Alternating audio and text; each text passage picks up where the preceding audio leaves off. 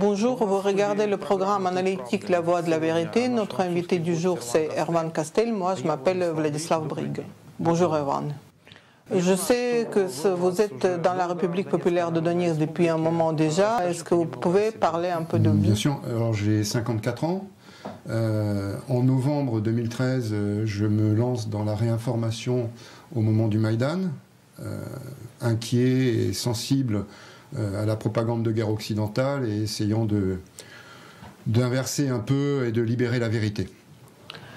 À l'issue des massacres de Odessa et du bombardement de Lugansk, je prends la décision de quitter la Guyane française où je travaille comme guide et expédition et de rejoindre le Donbass. Donc en passant par l'Europe, Moscou et Rostov, je rejoins donc Donetsk au tout début de l'année 2015 où je m'engage donc à ce moment-là dans l'armée pour apporter ma contribution en tant que volontaire européen. Donc au bout de bientôt 3 ans de présence à Donetsk, j'ai pris la décision il y a 3 mois, après avoir déjà servi 1 an, de retourner donc sur le front dans l'armée pour continuer à défendre la République. Vous êtes engagé dans l'armée de la République populaire de Donetsk. Dans quelle position vous êtes? Qu'est-ce que vous faites? Alors, pour ce 3e engagement dans l'armée de la République de Donetsk, en fait, j'ai opté pour une unité qui est située sur une ligne de front assez tendue entre Yazinovataya et Avdiivka. Donc, c'est l'unité, la brigade Piatnachka.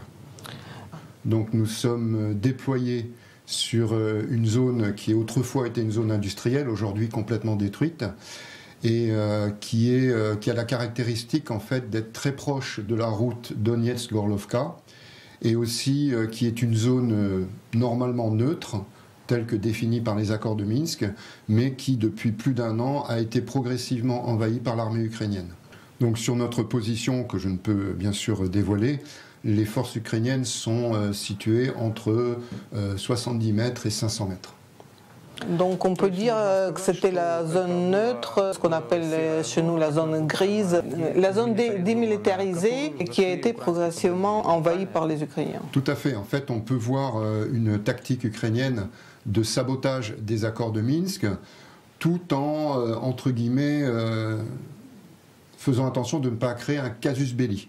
Donc les accords de Minsk prévoient normalement une zone grise de 2 km de large, qui doit être neutre et démilitarisé. Donc depuis mars 2016, principalement justement dans la zone où je suis déployé, les Ukrainiens ont engagé une tactique qu'ils appellent eux-mêmes saut de crapaud. Donc sous forme de provocation et de reconnaissance offensive, ils avancent en fait leur position jusqu'à arriver au contact physique avec les positions avancées républicaines.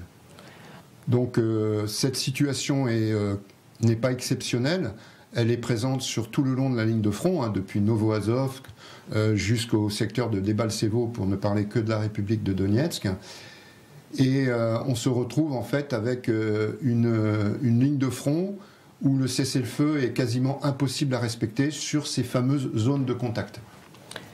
Alors il faut bien comprendre qu'en dehors de l'aspect diplomatique d'un cessez-le-feu qui n'est pas respecté, il y a sur le plan militaire des conséquences importantes.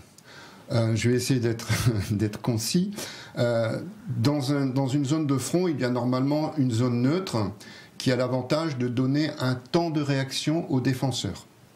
Ce temps de réaction, c'est la largeur de la zone. Donc quand l'ennemi attaque, on a la traversée de cette zone pour réagir et faire venir des forces en secours, en renfort. Donc comme le front maintenant est transformé dans beaucoup d'endroits en zone de contact, ça nous oblige, nous, les forces républicaines, à déployer déjà des unités en renfort en permanence sur cette zone de front.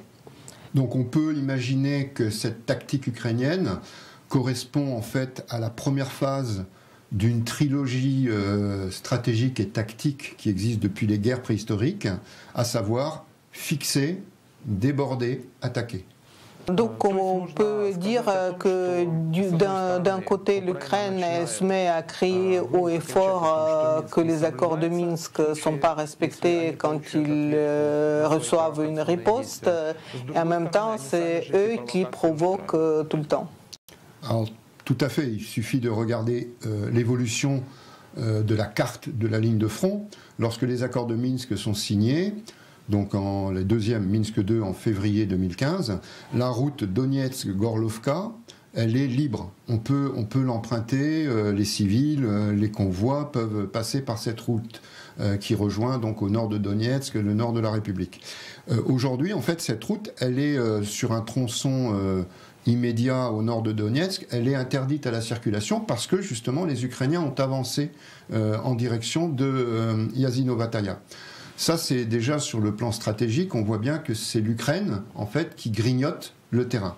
Ensuite, sur le plan plus tactique, en fait, et quotidien, jour et nuit, en fait, sur ces zones de contact, nous subissons des tirs permanents des forces ukrainiennes. Alors, principalement dans les calibres autorisés, entre guillemets autorisés, qui ne sont pas pris en charge par les retraits définis par Minsk. Donc on a toutes les armes automatiques, les armes légères, les mitrailleuses, les canons sans recul, les mortiers de 82 mm, les lance-roquettes. On a vraiment un déluge permanent. Toutes les heures, on subit des tirs de la part des forces ukrainiennes. Le seul avantage, en fait, c'est que sur la position où je suis déployé, nous ne subissons pas l'artillerie lourde ukrainienne, c'est-à-dire les calibres supérieurs à 100 mm, pour la simple et bonne raison que les avant-postes ukrainiens sont beaucoup trop proches de notre position et risqueraient également de subir les tirs de leur artillerie. Alors je précise peut-être pour éventuellement interpréter ça par rapport au moral du soldat ukrainien, c'est que les tirs de l'armée ukrainienne sont des tirs désordonnés, anarchiques, énervés. On a souvent des très longues rafales, des gens qui tirent n'importe où dans la nuit sans vraiment acquérir une cible précise. Donc moi je traduis ça comme étant plutôt un problème de morale et d'encadrement des unités ukrainiennes. Nous observons ce comportement de l'Ukraine et qui voudrait montrer à la communauté internationale que l'Ukraine subit le feu des terroristes. Mais est-ce que vous avez des échos de ce qui se passe en France?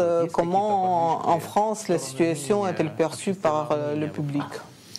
Alors, les échos que j'ai de France ne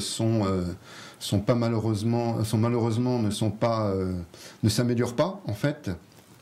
C'est-à-dire qu'on a des gouvernements français qui sont de plus en plus affidés, inféodés en fait à la propagande de guerre américaine et qui verrouillent complètement les médias, y compris même les réseaux sociaux. On commence à voir des attaques très importantes sur les sites de réinformation qu'on peut trouver sur Internet ou même dans les réseaux sociaux personnels. Et donc la guerre va continuer à être masquée par cette propagande de guerre. Et il y a aussi la lassitude, parce que maintenant ça fait plus de 3 ans que ça dure. Donc effectivement, il peut y avoir un problème de lassitude et d'assoupissement de la tension. Et le gouvernement Macron, en fait, aujourd'hui, plutôt que de rentrer dans une position de réserve et de neutralité, justement, tel que suppose son rôle dans les accords de Minsk, on s'aperçoit que le gouvernement Macron va plus s'engager physiquement même au niveau du gouvernement de Kiev, comme le prouve d'ailleurs le récent accord entre la gendarmerie française, un accord de coopération signé pour la gendarmerie française avec la garde nationale républicaine ukrainienne. Donc la garde nationale ukrainienne collaborant avec la gendarmerie française, personnellement je trouve ça très scandaleux dans la mesure où il y a au sein de cette garde nationale ukrainienne en fait des bataillons qui ont été étiquetés comme criminels de guerre.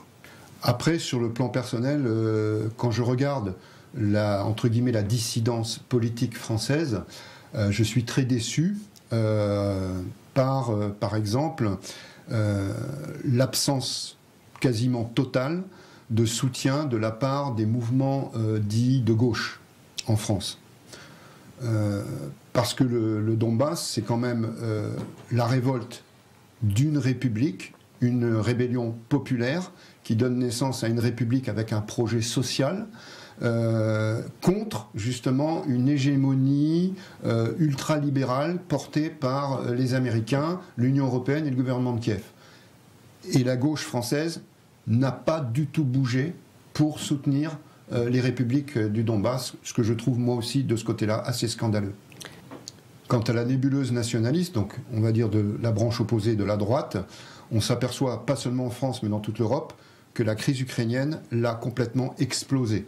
D'un côté, on a ce que j'appelle moi les réactionnaires qui vont être plutôt des nostalgiques, agitant des flambeaux et des symboles, on va dire, fascistes, qui vont se rapprocher du discours ethnocentré de Svoboda, de Price Sector. Et de l'autre côté, on a plutôt des conservateurs.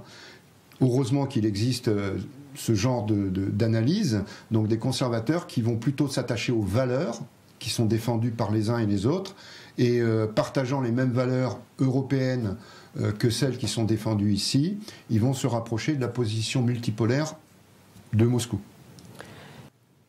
Erwan, vous qui êtes quelqu'un qui est venu dans le Donbass de l'extérieur, comment vous voyez la perspective du monde, du pays ukrainien dans le Donbass?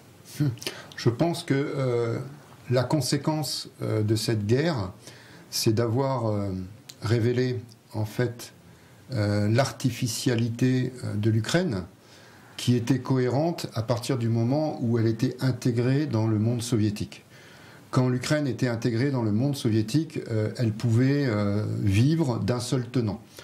Ce monde soviétique ayant disparu, les différences ont ressurgi à la surface, et je pense aujourd'hui, quelle que soit la conséquence de la guerre, que l'Ukraine restera un pays aujourd'hui complètement éclaté. Alors je souhaite bien sûr du fond du cœur, en tant que soldat, puis aussi en tant qu'habitant d'Oktyabrsky, un quartier qui est fortement touché par la guerre, que la paix arrive. La guerre n'a jamais été une perspective de vie, un avenir viable pour les populations. Maintenant, vouloir la paix, c'est une chose, mais pas au prix de la liberté. Donc le plus important, c'est défendre les libertés, l'identité et la liberté en général des peuples. Cette expérience militaire me fait, et l'expérience de vie également dans le Donbass, me fait découvrir une dimension, je dirais une dimension de la notion d'empire, qui a différencié de l'impérialisme, par exemple américain. Cette notion d'empire, pour moi, est une caractéristique et la grande force du monde russe. Elle a traversé les différents âges de la Russie, que ce soit l'âge tsariste, l'âge soviétique ou aujourd'hui l'âge fédéral. On voit une notion d'empire qui apporte un patriotisme qui est au-delà, en fait, d'une identité communautariste. Ce n'est pas un patriotisme orthodoxe, ce n'est pas un patriotisme blanc, ce n'est pas un patriotisme politique. Il y a quelque chose de métaphysique qui unit, en fait, tous les peuples de Russie entre eux. Et ça, c'est quelque chose qui est extraordinaire pour moi. Dans mon groupe, j'ai un volontaire qui gagnait très bien sa vie comme pêcheur au Kamchatka, et donc vraiment à l'autre bout de ce pays où le soleil ne se couche jamais, comme on dit. Et il est païen, asiatique, et il est venu ici, dans le Donbass, défendre une population russe, européenne et orthodoxe. On a dans le même groupe quelqu'un qui vient de Sibérie. Il vient de Nolinsk, donc pareil, un pays, on va dire, au fin fond de la Russie. Et pareil, il est venu ici parce qu'il éprouve ce sentiment de fraternité par rapport à la population du Donbass. Ça, c'est quelque chose qui, pour moi, conforte mon idéal métapolitique. À la fin de notre programme, je voudrais vous demander, Erwan, si vous avez un message à transmettre, soit aux téléspectateurs, soit à dire quelque chose devant les caméras. Il y a en Europe une guerre qui fait rage depuis bientôt 4 ans, entre la crise ukrainienne du Maïdan et la guerre civile du Donbass. Cette guerre menace l'Europe, c'est une guerre que beaucoup cherchent à cacher, mais qui fait des morts tous les jours, des blessés tous les jours parmi les militaires et les civils qui sont engagés.